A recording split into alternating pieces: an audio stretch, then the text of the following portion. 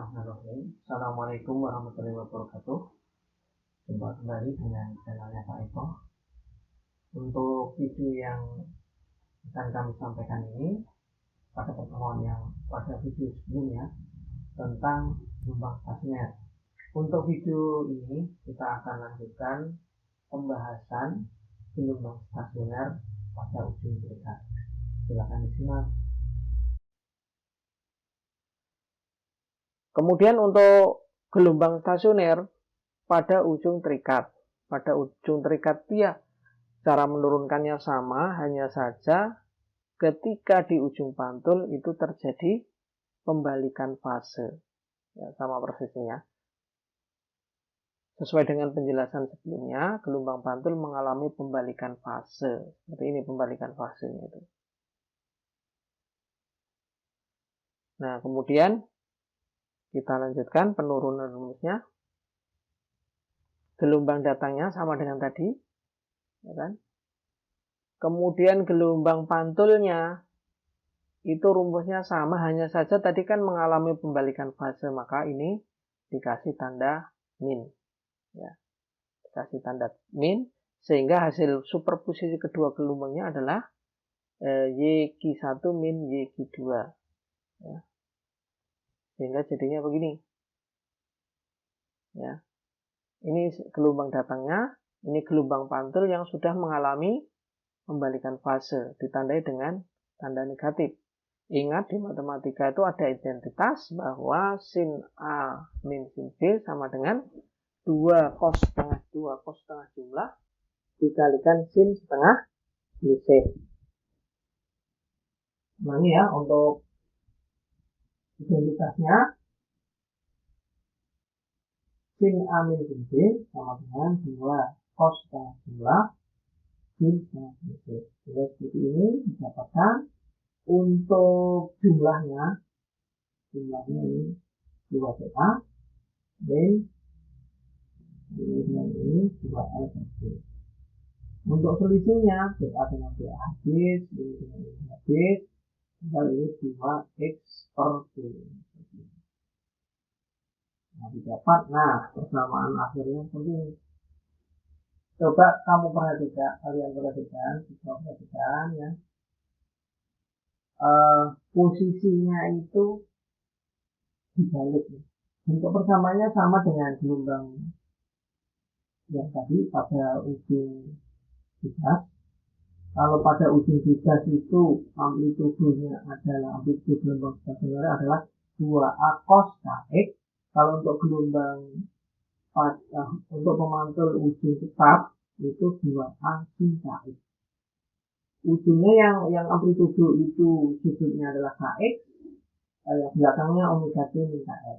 Nah, untuk mengingatnya bagaimana? Untuk mengingat supaya gampang, gampangnya begini ya. Ini kalau saya gambarkan di sini, kalau ujung bebas itu kan ujung bebas itu kan terjadi seperti ini ya. Nah, kalau mulainya dari simpangan maksimum ini fungsi apa? Kan fungsi kosinus. Maka untuk ujung bebas rumusnya adalah Y-nya sama dengan 2A kosinus kx sin omega t min kx. Ini kalau ujung bebas. Kalau ujung terikat seperti ini. Ini ujung terikat seperti ini di sini. Ini kan tidak bergerak, ini ada di sini. Ini kan mulainya seperti fungsi sinus. Ujung terikat seperti ini. Nah, ini besar lah, ini fungsi sinus mulainya dari 0. Maka ini simpangannya ini sama dengan 2A sin kx cos omega t min kx ya. Sama dengan ini juga. Kemudian untuk posisi simbol dan perutnya, karena ujung bebas di sini terjadi simbol. Ini harusnya gambarnya, maaf ini saya kurang pas ya, harusnya sama simetri. Ini juga simetri. Untuk simbol pertama ya 0, Kemudian di sini 1, 2 setengah lambda, ya kan? Setengah lambda, kemudian 1 lambda, kedua per 2 lambda, dan seterusnya. Kemudian untuk posisi perutnya ini 1/4, 3/4, 5/4, 7/4, dan seterusnya. Jadi ujung bebas dan ujung terikat itu rumusnya sama persis, hanya kebaliknya saja. Yang semula jadi cos menjadi sin, kemudian yang semula simpul menjadi root, gitu ya. Nah, ini yang untuk gelombang stasioner. Perhatikan, sebuah tali panjangnya 130 cm terbentang horizontal.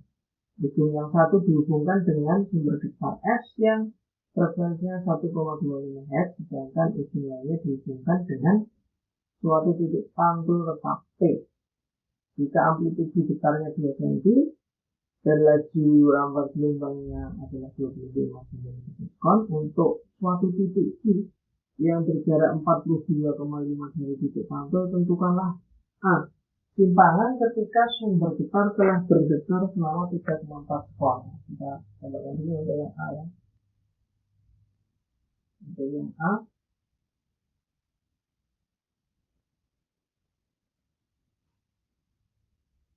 nah ini misalkan ini sumber getar, kemudian di sini titik pantul.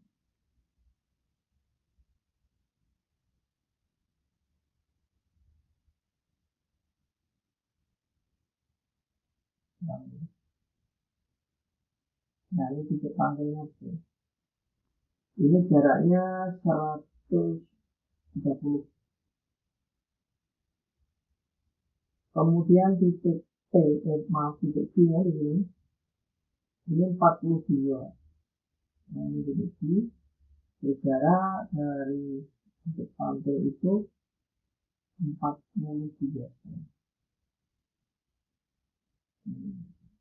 Berarti kalau dari sini berapa? Berarti 130 dikurangi 42 sama itu berapa? 87,5. Ya ini mungkin kurang proporsional. Baiklah, kita tidak tahu ya ini pakai rumus apa, kita cek dulu gelombangnya itu sudah sampai apa belum. Di sini bergetar apabila gelombang yang mengenai Q itu hanya dari kiri saja, ya, artinya belum di gelombang dari titik P yang memantul belum ada, berarti itu pakai persamaan gelombang berjalan. Kalau gelombangnya itu misalnya belum sampai titik Q, berarti tidak usah dihitung karena gelombangnya belum sampai, berarti simpangannya ya 0 gitu. Sekarang kita hitung sudah sampai apa belum untuk yang A itu, jaraknya dihitungnya misalnya S sama dengan C dikalikan T, kelajuannya adalah 25 cm per sekon, dikalikan waktunya 3,4, 85 cm. Berarti ketika sumber getar telah bergetar 3,4, ya, 3,4 itu gelombangnya sudah sampai titik apa belum? Belum. Nah, ini berarti karena belum sampai maka tidak usah hitung ya. Jadi cukup jawab begini, karena gelombang belum sampai,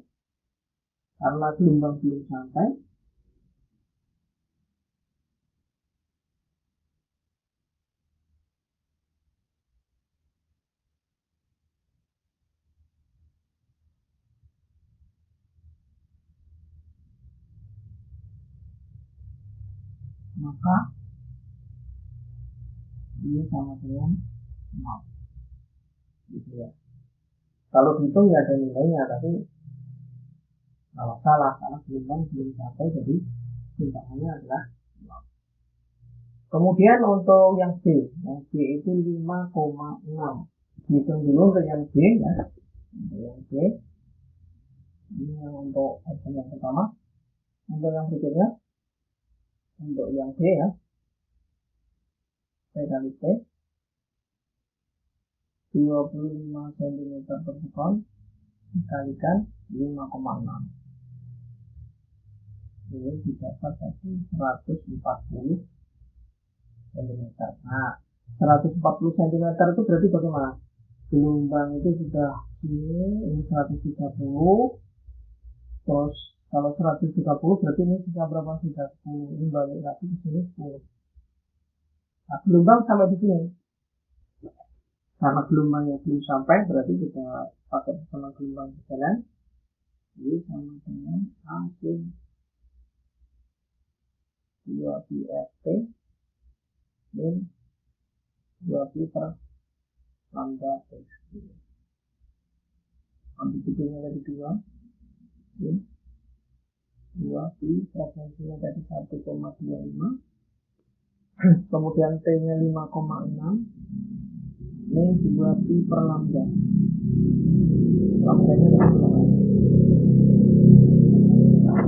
Lambdanya sama dengan C per R. C nya adalah 25, dibagi frekuensinya 1,25. Tadi sama dengan per detik. Tadi sama dengan 20 ya. 20 cm. Ini masuk ke ini 20 cm. Kemudian X-nya itu, nah perhatikan kalau ini persamaan gelombang berjalan, hitung X-nya itu dari titik pantul. Ya. Jadi berapa titik pantulnya jalannya tadi? Nah,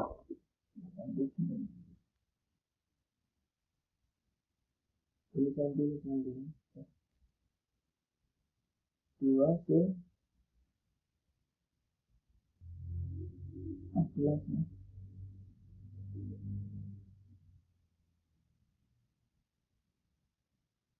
14 Pi min 8,7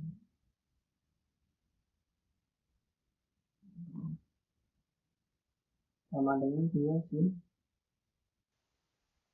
Ini nilainya sin 5,25 Pi.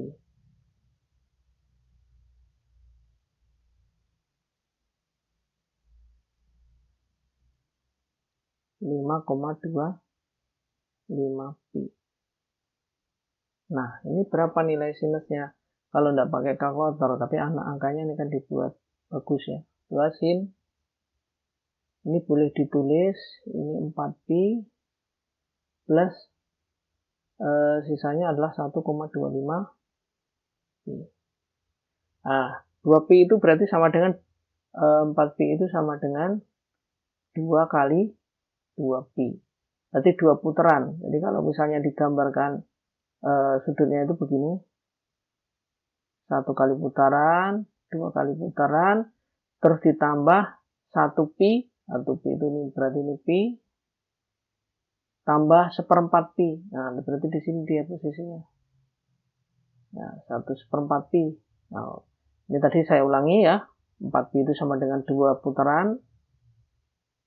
2 kali 2pi, 2 kali putaran 1, 2, terus ditambah 1pi, 1pi itu di sini, ini pi 180 derajat, ditambah 1/4 pi, 1/4 berarti di sini posisinya ya, posisinya di sini. Nah, karena sinus di kuadran 3 itu adalah, ini kan sama dengan 45 di sini, dari sini 45. Ini 1/4 pi ya. Nah, karena di sini adalah kuadran 3, maka nilainya adalah min. Ya, min 2 sin. Nilainya min 2 dikalikan ini tadi adalah sama dengan sin 45. Sin 45 itu adalah setengah akar 2. Jadi nilainya adalah min akar 2 cm atau sama dengan min 1,414. Nah, ini begini untuk yang jawaban yang B. Masih pakai gelombang berjalan. Ingat bahwa X-nya ngitungnya dari sumber getar. Berikutnya untuk yang ke C, ya, kita hitung dulu untuk yang C itu jaraknya berapa untuk yang C. Kita hitung dulu S sama dengan V kali T. V-nya 25. Dikalikan T-nya 7. Dikalikan 7 berarti berapa ini? 175. 175 berarti di sini set sudah lewat. Ini tadi 130. Sisanya berapa? 175 dikurangi 130 berarti 45. 45 ini 42,5 berarti ini sudah lewat. Kalau ini 42, ini 45 sudah lewat.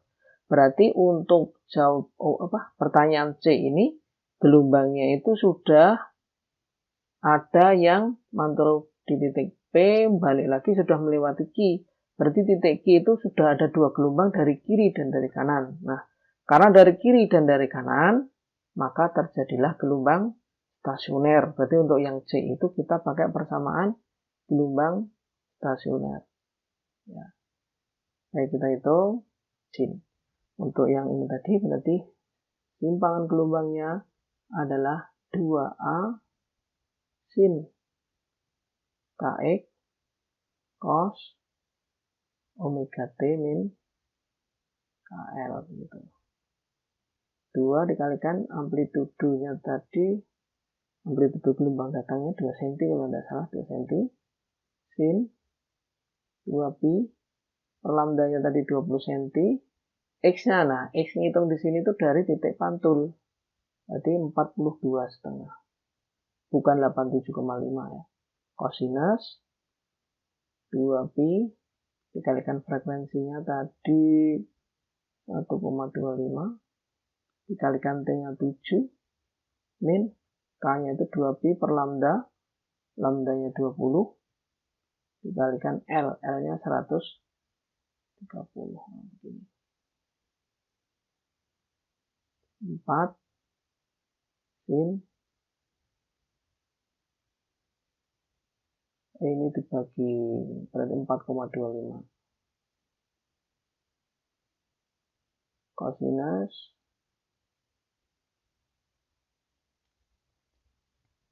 ini tadi adalah 17,5 pi min di sini adalah 13 pi. Itu 4 sin 4,25 pi cosinus berarti ini 4,5. Ya, betul ya, 4,5. Nah, sekarang kalau 4,25 itu sama dengan berapa? Berarti sama dengan 4pi. 4pi itu sama dengan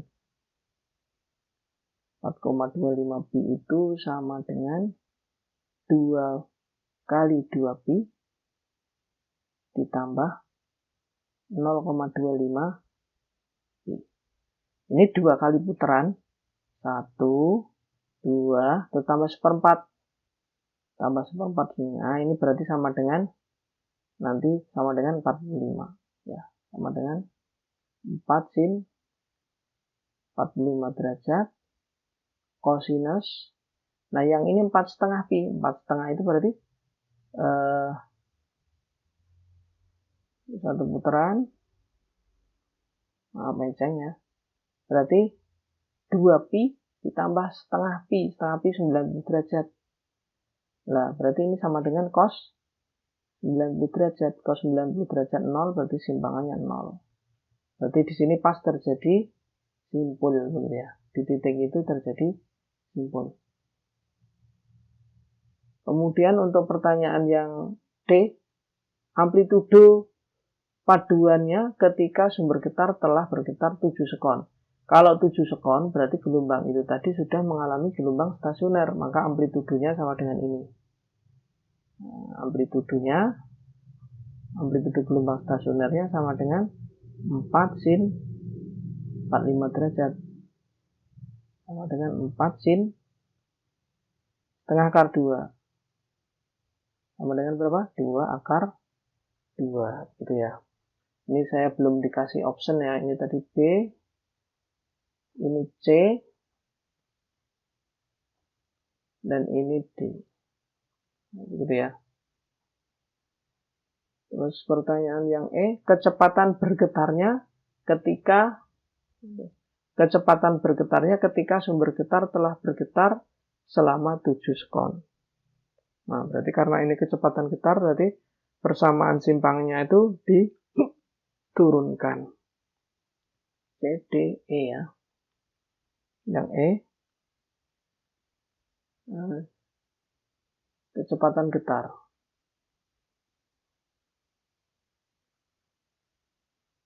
Saat T sama dengan 7 sekon. 7 sekon tadi persamaannya adalah gelombang berjalan. Tadi simpangannya Y sama dengan 2A sin KX cos omega T min KL. Nah, V-nya itu sama dengan DY dt diturunkan terhadap T. Karena ini tidak diturunkan terhadap T, maka ini sebagai konstanta. Tetap 2A sin KX. Nah, yang ini turunannya cos adalah min sin omega T min KL. Gitu. Kemudian setelah itu omega T min KL-nya diturunkan terhadap T. Jadi dikalikan omega saja. Omega min ini konstanta 0. Sehingga menjadi 2 omega A sin KX. Ini masih min ya, ya. Sin omega T min KL. Nah, demikian persamaannya. Kalau misalnya ingin mencari kecepatan getar saat tertentu, ya tinggal dimasukkan saja. 2 pi F A sin 45 derajat sin yang satunya tadi 90 derajat. Supaya tidak ngitung lagi. Ya, gitu. Ini adalah setengah akar 2. Yang ini nilainya 1. Ini 4 pi. Frekuensinya tadi 1,25. Dikalikan amplitude waktu gelombang datang tadi adalah 2 ya.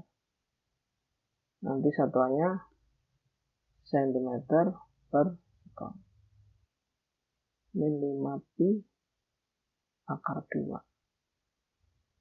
Ya, jadi begitulah. Kita jadi mengerjakan ini hati-hati ya. Lihat dulu waktunya ya. Kemudian itu pakai persamaan apa? Pakai persamaan gelombang berjalan atau gelombang stasioner. Nah, inilah kelebihan rumus yang diturunkan dengan cara seperti ini. Kadang ada di buku itu yang menulis rumusnya itu 2A sin KX cos omega T gitu saja, tidak ada KL-nya. Nah, itu tidak pas ya, tidak pas karena asalnya gelombang stasioner itu berasal dari gelombang berjalan dari dulu ya, jadi bergantung dari panjang tali juga. Kalau tidak ada panjang tali berarti seolah-olah itu vibratornya ada 2 dari kiri dari kanan maju bareng bergerak bersamaan. Nah, otomatis kan tidak sesuai dengan konsep salah satu titik itu sebagai titik pantul begitu. Jadi silahkan dipakai yang ini, bukan yang cos omega T saja. Kalau hanya digunakan untuk mencari letak simpul dan perut, pakai persamaan itu tidak apa-apa. Tapi kalau untuk menyelesaikan soal yang seperti ini, maka cara rumus itu tidak bisa dipakai, tidak bisa digunakan untuk mengerjakan soal seperti ini. Nah, jadi demikian ya yang dapat saya sampaikan ya. Terima kasih atas perhatiannya. Apabila video ini bermanfaat, silahkan di like dan subscribe ya. Semoga ini ada manfaatnya. Cukup sekian. Assalamualaikum warahmatullahi wabarakatuh.